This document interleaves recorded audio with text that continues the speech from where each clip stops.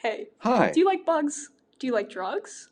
Well, that's pretty unfortunate because our article doesn't really talk about either of those things. Don't forget to like and subscribe! Drop the bass.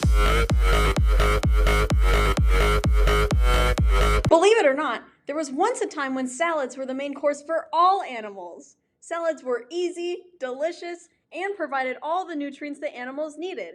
So if that was the case, why did predators start hunting?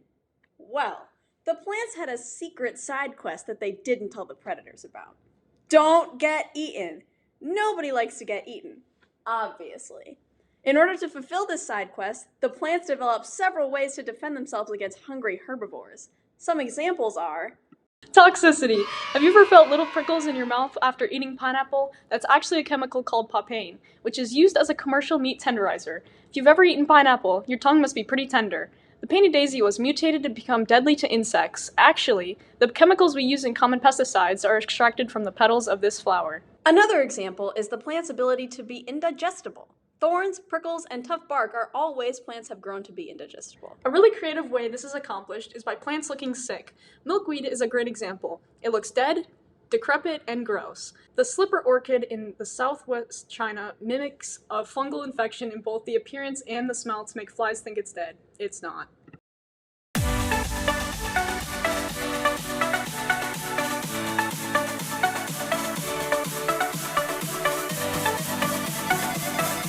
Now, okay. This is all pretty great for plants, but maybe not for predators. The plants live, but they're all dying. Boo. So how do the animals combat this? What do they do to make it work? Once they're done dying, they mutate. So fun. There's lots of different mutations animals use to combat yucky plants. They deal with it. They figure out a way to use the toxins as nutrients, like Kelly Clarkson. Pretty funky and cool. If that doesn't work, the animals just quit eating the stuff that kills them, which in our opinion is the smartest thing to do. But we're not doing naked and afraid here, so who are we to have opinions in the first place? But let's not forget about our tiny friends, the bugs! Bugs have some of the most amazing defenses against these nasty plant tricks. Ever heard of the leafcutter ant? These ants cut leaves and bring them back to their nests to feed a special fungus that they cultivate. But guess what?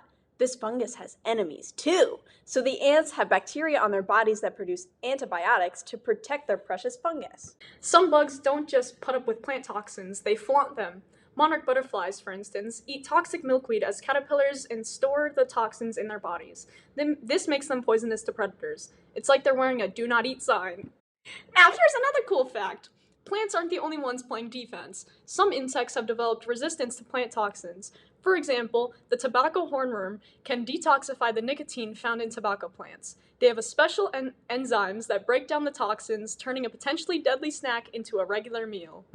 And let's not forget about the bombardier beetle, which can literally explode a hot, noxious chemical spray from its abdomen when threatened.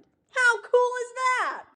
And did you know that some plants actually call for backup when they're under attack? Yup, certain plants release chemicals into the air when they're being munched on. These chemicals attract predators of the herbivores eating them. So it's like a plant saying, "Hey wasp, there's a caterpillar over here. Come and get it." This mutualistic relationship helps keep the herbivore population in check. Oh, and here's another fact. Some insects use mimicry to avoid being eaten. Take the hawk moth caterpillar, for example.